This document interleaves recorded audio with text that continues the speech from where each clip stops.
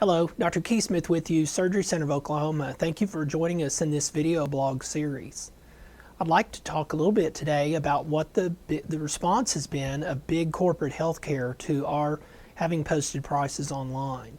I've mentioned before that big hospitals, some of them are putting prices online for people to see. There are far too many asterisks by them now, which describe all the things that are not included, but I think that will improve as the market pressures continue.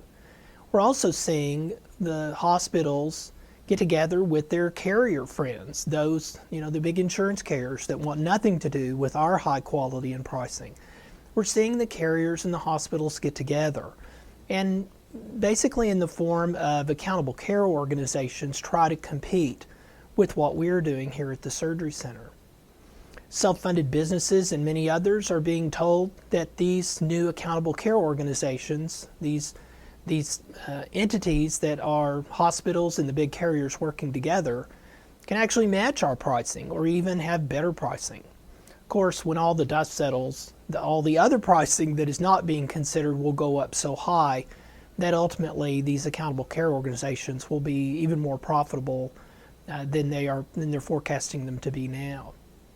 The question I would have if I were a self-funded employer, for instance, and a big hospital and a big carrier got together and came to my office and said, and we can match or beat that Surgery Center of Oklahoma. The question I would have, then why have you been doing to me what you've been doing to me for decades, for all of these years? How is it that now you can match this pricing? How is it now that you can charge a tenth of what you've been charging me all these years?